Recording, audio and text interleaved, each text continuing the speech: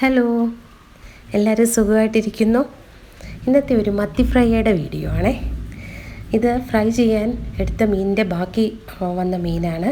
ഇത് ഞങ്ങൾ ഒരു പ്ലാസ്റ്റിക് ബോക്സിനകത്ത് അത് മുങ്ങിക്കിടക്കത്തക്ക വണ്ണം വെള്ളം ഒഴിച്ച് ഫ്രീസറിൽ വെക്കും.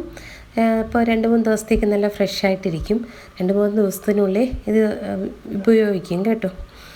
അപ്പോൾ ഞങ്ങൾക്ക് ഫ്രൈ ചെയ്യാനുള്ളത് ഞങ്ങൾ കുറച്ച് വെളിച്ചെണ്ണയ്ക്കകത്ത് മുളക് പൊടിയും മഞ്ഞൾപ്പൊടിയും കറിവേപ്പിലയും കൂടെ ഒന്ന് ചൂടാക്കി ഉപ്പും കൂടെ ഇട്ടിട്ട് ഞങ്ങളത് പുരട്ടി വെച്ചേക്കുകയാണ്.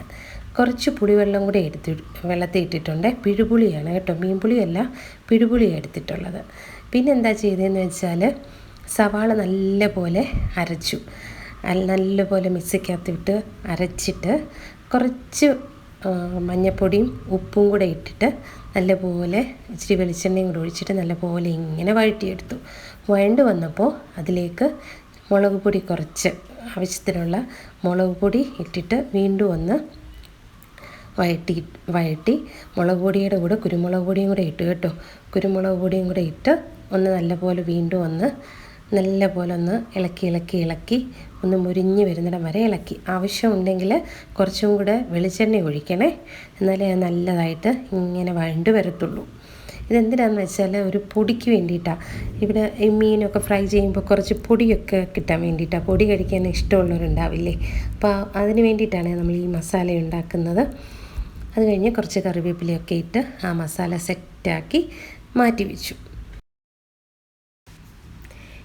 ഇനി നമുക്ക് ഫ്രൈ ആക്കണ്ടേ, അതിന് വേണ്ടിയിട്ട് വീണ്ടും കുറച്ച് വെളിച്ചെണ്ണ ഒഴിച്ച് മുളക് പൊടി ഇട്ട് അതിലേക്ക് നമ്മൾ ഇഞ്ചി വെളുത്തുള്ളി പേസ്റ്റ് ഇട്ട് നല്ലപോലെ ഇങ്ങനെ ചൂടാക്കി അതിൻ്റെ ഒരു പച്ചമണം ഉണ്ടാവില്ലേ, അത് മാറുന്നിടം വരെ ഇങ്ങനെ ഇളക്കിക്കൊണ്ടിരിക്കുമ്പോൾ അതിൻ്റെ പച്ചമണമൊക്കെ മാറും.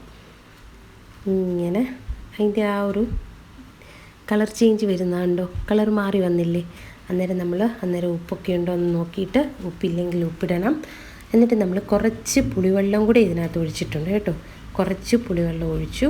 അതിന് ശേഷം അതൊന്ന് ഓക്കെ ആയി വരുമ്പോൾ നമ്മൾ ഓരോരോ മത്തിയില്ലേ, നമ്മൾ പുരട്ടി വെച്ച മത്തി, അതിലേക്ക് ഓരോരോ മത്തി എടുത്ത് വെക്കണം. ഇപ്പോൾ ഉപ്പ് ഇച്ചിരി കുറവായിരുന്നേ, അതുകൊണ്ട് ഞങ്ങൾ ഉപ്പ് വീണ്ടും കുറച്ചും കൂടെ ഇട്ട് കൊടുത്തിട്ടുണ്ട്. അപ്പോൾ ഇതിലേക്ക് കുറച്ച് പിഴുപുളിയുടെ വെള്ളം കൂടെ ചേർത്തിട്ടുണ്ട്. അപ്പോൾ അതൊന്നായി വരുമ്പോൾ നമ്മൾ ഓരോരോ മത്തികൾ ഇങ്ങനെ കറക്റ്റായിട്ട് എടുത്ത് വെക്കണം. ഇപ്പോൾ മത്തിയെല്ലാം ഇങ്ങനെ കറക്റ്റായിട്ട് സെറ്റാക്കി വെച്ചിട്ടുണ്ട്.